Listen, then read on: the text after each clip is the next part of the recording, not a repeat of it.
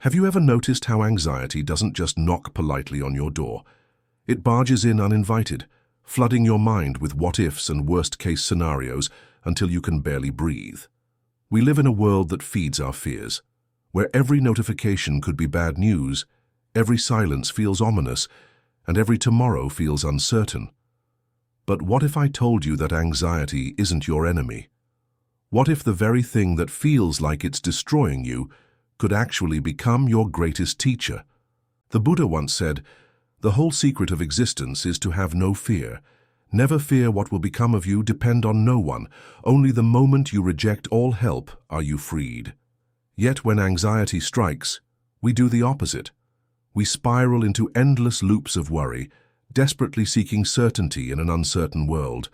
This isn't just about managing anxiety, it's about transforming your relationship with fear itself. You'll discover ancient wisdom that helped monks find peace in chaos, warriors stay, calm in uncertainty, and everyday people like you break free from the prison of anxious thoughts. Yes, life is unpredictable. Yes, things can go wrong. But once you understand these simple truths, anxiety loses its grip on you. It stops being your master and becomes simply another passing cloud in the vast sky of your awareness. If you stay with me until the end, there's a powerful technique that can stop anxiety in its tracks, not by fighting it, but by changing how you dance with it. Lesson 1: Fear is not your fortune teller. Think about this. How many of the things you've worried about actually happened? And of those that did, how many were as catastrophic as your mind predicted? Your anxiety wants you to believe it's protecting you, that constant vigilance will somehow shield you from pain. But here's the truth. Anxiety is not your fortune teller. It's not predicting the future. It's creating a prison in the present.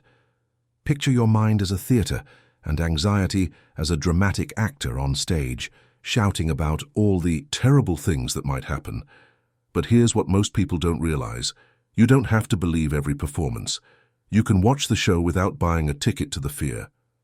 When anxiety whispers, "What if everything goes wrong?" you can whisper back, "What if everything goes right? What if I'm stronger than I think? What if this worry is just a thought, not a prophecy?" The Stoic philosopher Marcus Aurelius wrote, "Today I escaped anxiety, or no, I discarded it, because it was within me and my own perceptions, not outside." That's the shift that changes everything. Anxiety feels like it's happening to you, but it's actually happening within you, and anything within you is within your power to change. Most of our suffering comes not from actual problems, but from our thoughts about potential problems. We torture ourselves with scenarios that exist only in our imagination. But thoughts are not facts. Worries are not warnings from the universe. They're just mental events like clouds passing through the sky.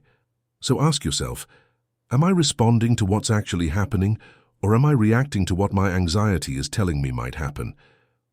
That one question can break you free from countless hours of unnecessary suffering. Because when you stop treating anxiety like a wise advisor and start seeing it as an overprotective friend who means well, but often overreacts, you reclaim your power. The next time anxiety tries to convince you that catastrophe is coming, pause, breathe, and remind yourself, this is just a thought, not a truth. You are not your anxiety. You are the awareness that can observe it, question it, and choose how to respond to it. Lesson 2: Breathe through the storm. Have you ever noticed that when anxiety hits, the first thing that changes is your breathing? It becomes shallow, rapid, desperate, as if you're trying to outrun something that's chasing you. But here's what ancient wisdom teaches us. You cannot calm the mind without first calming the breath. In Buddhism, there's a practice called mindful breathing, not as an escape from anxiety, but as a way to stay grounded while it passes through you. Think of your breath as an anchor in a storm. The waves of worry may crash around you, but you remain steady, connected to something deeper than the chaos. When anxiety floods your system, it's not just mental, it's physical. Your heart races, your muscles tense, your thoughts spiral. But there's one thing you can control in that moment: your breath. And through your breath, you can send a message to your nervous system. I am safe. I am here. This will pass. Try this right now, even if you're not anxious. Place one hand on your chest, one on your belly. Breathe in slowly through your nose for 4 counts. Hold for 4. Exhale through your mouth for 6. Feel how your body responds. Notice how the simple act of conscious breathing creates space between you and whatever you're feeling. This isn't about breathing away your problems, it's about breathing yourself back to center. When you're centered, you can see clearly. When you can see clearly, you can respond wisely instead of reacting frantically. The Vietnamese monk Thich Nhat Hanh taught, breathing in, I calm body and mind. Breathing out, I smile. Dwelling in the present moment, I know this is the only moment. That's not poetry. It's a prescription for peace. Your anxiety will try to convince you that you don't have time to breathe, that you need to figure everything out right now. But that's exactly when you need to breathe most. The problems will still be there after 3 conscious breaths, but you'll be better equipped to handle them. In those moments when your mind is spinning with worst-case scenarios, remember, you don't have to solve everything right now. You don't have to have all the answers. You just have to breathe. And in that breathing, you'll find something your anxiety can never take away, the peace that exists in this moment right here, right now. If this message resonates with you, and you're seeking more moments of peace and insight, don't forget to like the video and subscribe for daily reflections rooted in ancient wisdom and modern clarity. Lesson 3. Question your anxious thoughts. Your mind is incredibly skilled at creating stories, especially scary ones. It can take a simple situation and spin it into a full-blown disaster movie, complete with vivid details about everything that could go wrong. But here's what most people don't realize. Just because your mind creates a story doesn't mean you have to believe it. There's a powerful practice in cognitive therapy that Buddha would have loved: questioning your thoughts. When anxiety presents you with a frightening scenario, instead of immediately accepting it as truth, you can become a detective of your own mind. Ask yourself, is this thought helpful? Is it true? Is it based on facts or fears? What would I tell a friend who was thinking this way? Most anxious thoughts crumble under gentle questioning. That presentation you're worried about bombing. When you examine it closely, you realize you're prepared. You've done this before, and even if it doesn't go perfectly, it's not the end of the world. The key is not to this with your next anxious thought. You'll be amazed at how many of your worries dissolve when you shine the light of inquiry on them. Remember, thoughts are not facts. They're just mental events. You wouldn't believe everything you read in the news, so why believe everything that appears in your mind? You have the power to choose which thoughts deserve your attention and which ones you can simply let pass by. Lesson 4. Embrace uncertainty as a teacher. We live in a culture obsessed with certainty. From a young age, we're taught to have a 5-year plan, a clear direction, a backup strategy for our backup strategy. We're told that with the right effort, the right tools, and the right mindset, we can outmaneuver the unknown and shape life into something safe, manageable, predictable. But life was never meant to be predictable. Despite our best efforts, the world keeps surprising us. A phone call in the middle of the night, a shift in the economy, a sudden heartbreak, a job we thought was secure gone, a plan we were certain about suddenly falling apart. And in that fragile space between what we thought would happen and what actually does, anxiety finds its roots. It grows where our desire for control meets the reality of life's unpredictability. But here's the radical, liberating truth. Uncertainty is not the enemy. In fact, it might just be one of life's greatest teachers. The Zen tradition speaks of something called the don't know mind, a deep acceptance of the fact that we don't and can't have all the answers. This isn't ignorance, it's wisdom. It's not about giving up on thinking or planning. It's about loosening your grip on the illusion that you can, or must, know how everything will unfold before you can feel safe. What if the discomfort of not knowing isn't something to fix, but something to befriend? Think about it. Some of the most beautiful, meaningful things in your life didn't come from rigid plans. They came from detours, surprises, mistakes, the relationship that started unexpectedly, the opportunity that arrived when you least expected it, the version of you that emerged not because things went perfectly, but because you adapted, grew, and stayed open. Anxiety shrinks life. It pulls you inward. It makes your world small, your choices narrow, your energy tight. But uncertainty, when embraced, does the opposite. It opens. It invites. It breathes life into you. It says, you don't know what's coming, and that's okay. Something good might come from this too. This doesn't mean you give up on planning. It means you plan without attachment. You act with intention but remain open to surprise. You show up with effort but not obsession. You prepare but you don't grip. It's the difference between steering a boat and trying to control the ocean. True peace is not found in knowing what's coming next. It's found in knowing that, whatever comes, you will meet it with presence, with resilience, and with trust. Trust not in everything going your way, but in your capacity to stay grounded when it doesn't. Trust that even the storms can teach you something, that even what feels like loss may eventually reveal itself as transformation. The mystic Rumi said, "Sell your cleverness and buy bewilderment." Your anxious mind wants to be clever, to solve, to strategize, to calculate every risk. But your deeper self, your soul, knows that life is not a puzzle to move forward.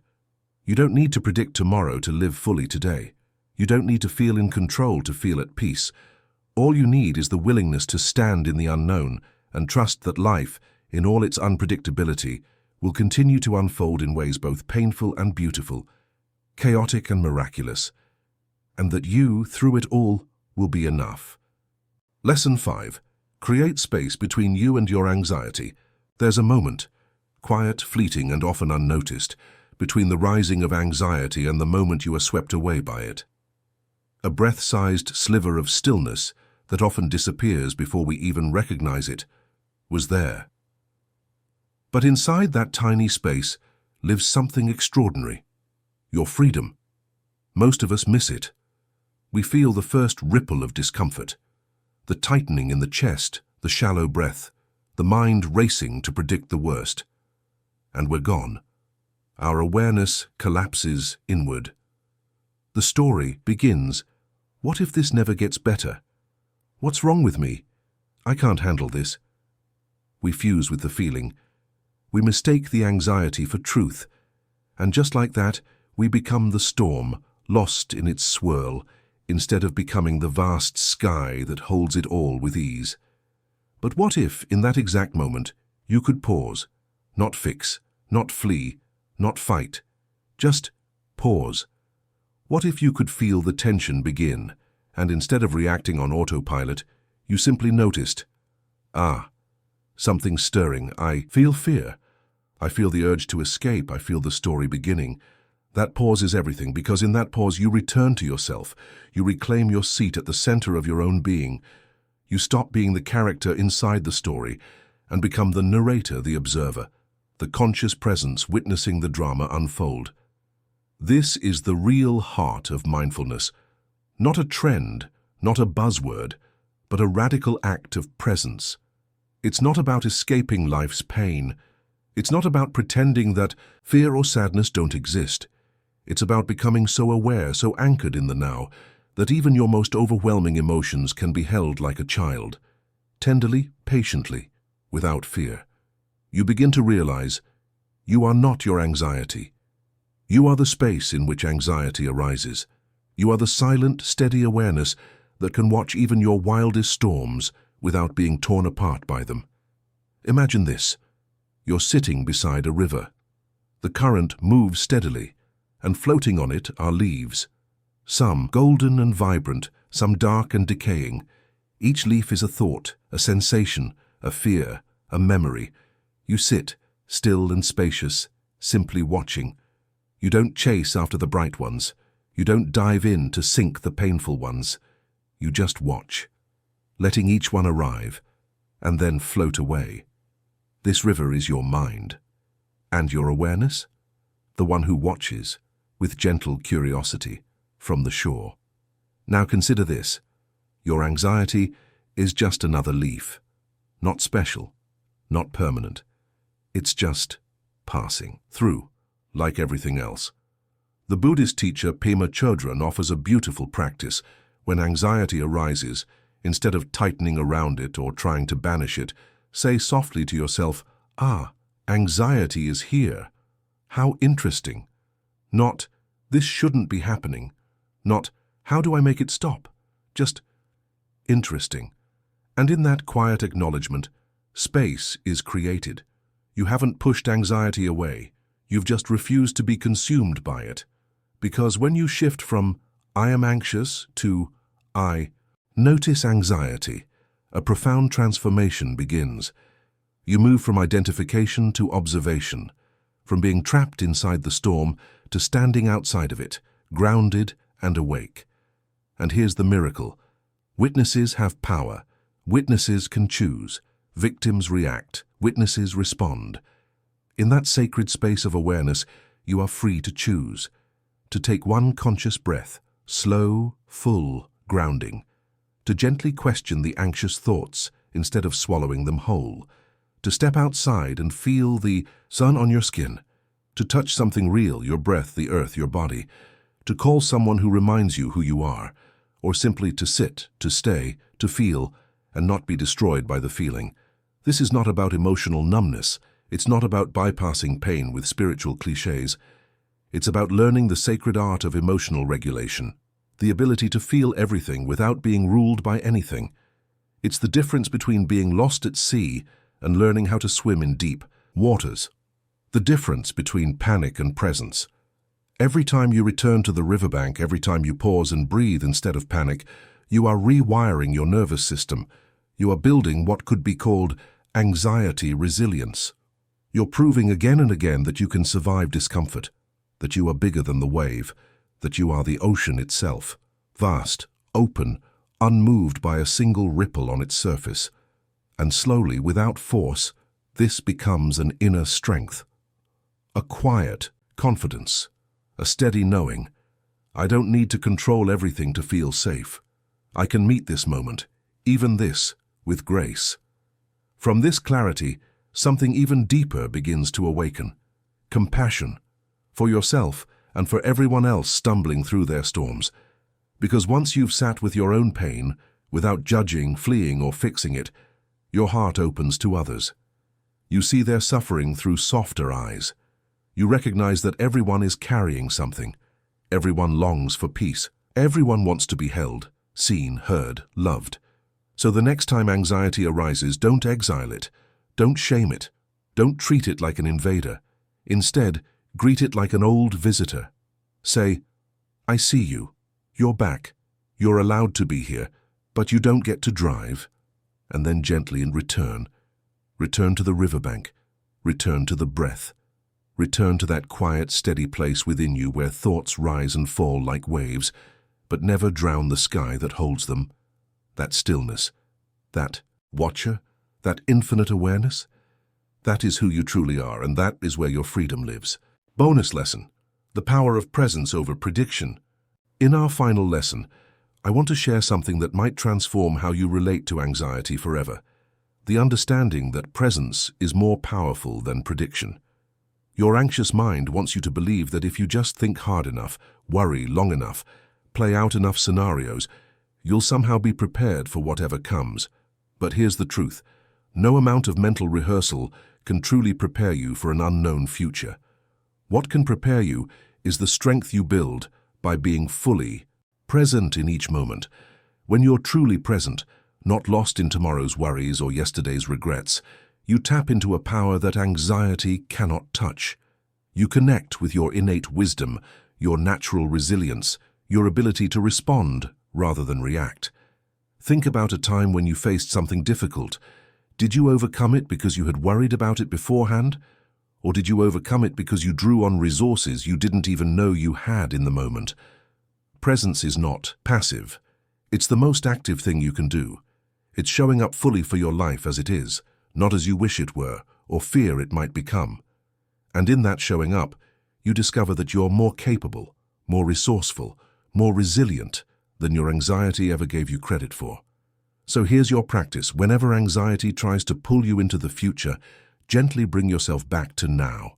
Feel your feet on the ground. Notice your breath.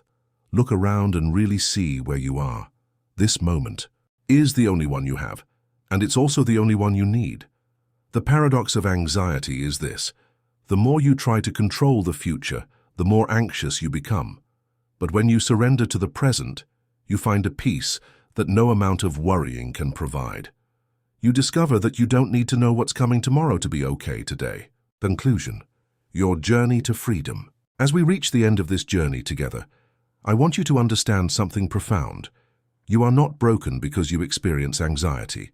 You are not weak because you worry. You are human, and anxiety is part of the human experience. But you are also more than your anxiety. You are the awareness that can observe it, the breath that can calm it, the presence that can transcend it. You have within you everything you need to live with peace, even in an uncertain world. The path to freedom from anxiety isn't about never feeling fear again. It's about changing your relationship with fear. It's about learning to dance with uncertainty instead of fighting it. It's about discovering that you are stronger than your strongest worry, more resilient than your deepest fear. Remember these truths. Your thoughts are not facts. Your breath is your anchor. Uncertainty is not your enemy. You are not your anxiety. This moment is enough. Every time you choose presence over prediction, curiosity over catastrophizing, breath over panic, you're not just managing anxiety. You're reclaiming your life. You're stepping into the truth of who you are, a being capable of peace, no matter what storms may come. The journey continues with each breath, each moment, each choice to return to the present. And in that return, you'll find that anxiety loses its power over you, not because you've eliminated it, but because you've remembered something more powerful, your own unshakable presence. Thank you for taking this journey with me. Remember, the deepest peace is not found in a worry-free life, but in a life lived fully present, anxiety and all. And that life is available to you right now, in this very moment. If this message resonated with you, please share it with someone who might need to hear it. Together we can help each other remember that we are more than our anxious thoughts and that peace is always possible.